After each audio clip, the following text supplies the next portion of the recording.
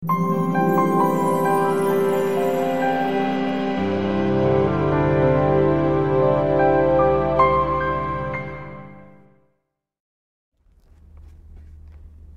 listen to this. Nothing is more real or more certain than that someday you will die. So no thought experiment is more realistic than this one. Do and say today what you would want to do or say on the last day of your life. For today may well be that day. Some days certainly will. And whatever you would not want to do or say on the last day of your life, don't do or say that today for exactly the same reason. Practice. That's really good. Isn't that cool? That's really good. Have you read this? Where's that? Well, no, I haven't. What is it? Before I Go, Letters to Our Children About What Really Matters by Peter Kraft. Oh, I love Great Peter. book. Yeah, I love Peter Kraft. I do too. Yeah, what is this? This is the library here in the parish. We have a library? We have a library here in the parish where you can come and check out free books. Who knew? Knowledgeable books, good books, wholesome books, books on the faith. Have you ever read The Life of Christ? I have, one of my Fulton Sheen? all-time favorites. It is absolutely my all-time favorite and one of my summer selections for you here at the parish. Summertime means time to relax, doesn't it? Oh, get to pop the collar. Yeah, do the collar. Yeah, we do it all the time anyway. But we got to try to find a pool where we can kick back and just get some sun in our clerics, of course, and then read some scripture and read some books. So here in the parish, right behind the sanctuary, there are two rooms. One of the rooms is this library where we have a number of these books available. So a lot of us are traveling during the summer, or at least maybe those of us with kids. Not that you and I have kids, but time's a little bit slower. It's a great time to do some reading. We thought it might be worth just recommending a couple of books that we have in the library that are some of our favorites. That's right. So what else is on your docket for summer reading here? Oh, I got a medley, huh? So I got. Of course, you have a medley, Father. I love to read. He loves to read. I love to read. It's how I unwind. I would call you a nerd, but we'd be on camera, so I don't want to. You just did. We're not on camera. I'm sorry. All right, we got a thin book. Here's how I always judge a book by how much it weighs. You know, so when it falls and it makes that kind of noise, that's a heavy book, okay? But this heavy book, The Resurrection of the Son of God by N.T. Wright, the best, hands down, not even close, best book on the resurrection of Jesus you'll ever find. If you're looking for a great apologetic as to why the only historically plausible explanation for the spread of Christianity is the bodily resurrection of Jesus. Wow. Read that book. I haven't read it yet, so. Yeah, it's too heavy for you. It is too heavy. Okay, your turn. My it's turn. Like Christmas, we go back and forth. Well, I started off with one Fulton Sheen book, The Life of Christ, and now moving on to another Archbishop Fulton Sheen book, The World's. Don't you read anybody else? The World's First Love. If you haven't read anything from Fulton Sheen, read something. I love him. He's incredible. A lot of stuff on the media too, talks and videos as well. But The World's First Love, Mary, the Mother of God. This really is a must-read for anyone who loves Our Lady, anyone who has a devotion to the Virgin Mary. Just incredible, just absolutely incredible. He just kind of walks through her life with a number of the meditation scenes that we know from the Rosary so well. Just walks through her life and just points out how she is the Queen of all creation. Yeah, we've talked a lot. A couple months ago, we did a whole thing on Mary, right, and just how important it is for us as disciples of Jesus to have a relationship with her, and especially for us who belong to a parish under her patronage. If you don't know her, that really is a great book. Yeah, I say this a lot, I know, but this really might be the single best book I've ever read in my life. So The Gift of Faith by Father Tadeusz Dyscher, a Polish priest. Skip the foreword. The foreword's, no offense, but the foreword kind of puts people, it loses them. So don't read that, just go right into the book. Especially in this year of faith, it's one of those books you just dip the whole thing in a yellow highlighter because it's that good. So let me give my testament of that book. I come to the parish, Father recommends it to me. Never even heard of Father Dyscher. So I read it first month here in the parish.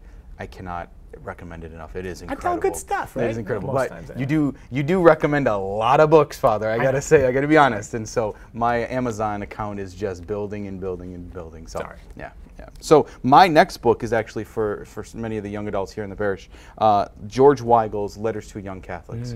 It is awesome. What it is it's kind of like short stories, I guess you could say, of just who it is that we as Catholics and things that we should do, things that we should see, and it really is a great book for young Catholics, just to highlight why it is we're Catholic. Things that we should know and things that we should know about our faith. Yeah, I totally agree. I also love that book.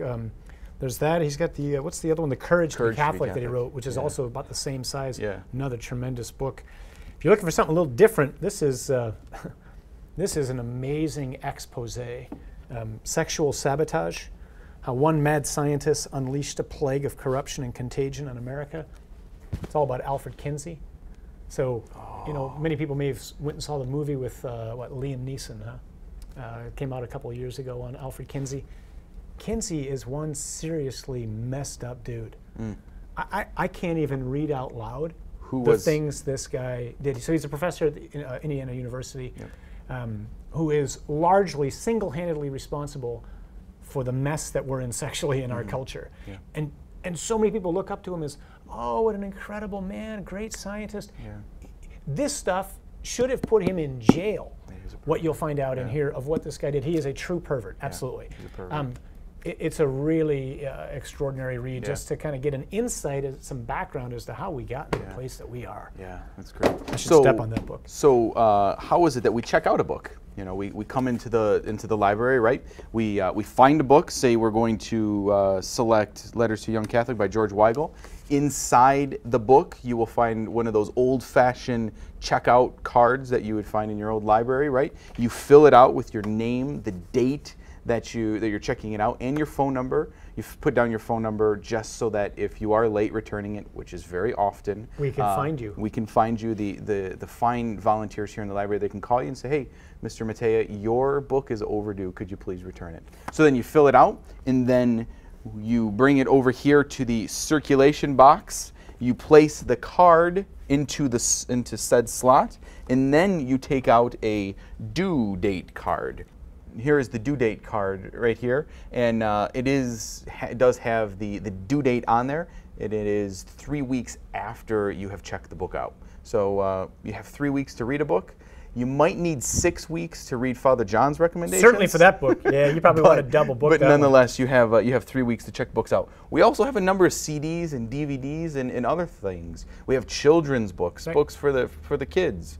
A number of other things that we can invest and learn even during the summer. And this is all due to the generosity of some folks in the parish who just donated some money for us to go and make a library. And so that's what we've done. We've made we've got reference books down there that, just like in a library, you can't check out, but they're great for us to do some study here for some people maybe who are taking some classes or just want to do some good background on scripture study.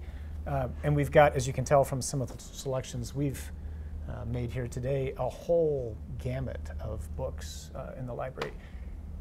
Do everything you can to make time over the summer, right, to read. Refresh the mind, put some good truth into it, read some good stuff. By all means, relax and enjoy the summer. We here in Michigan, we need the sun. Get out and enjoy the sun, but we also have to invest in our faith. We have to learn about Christ, learn about the faith, and read.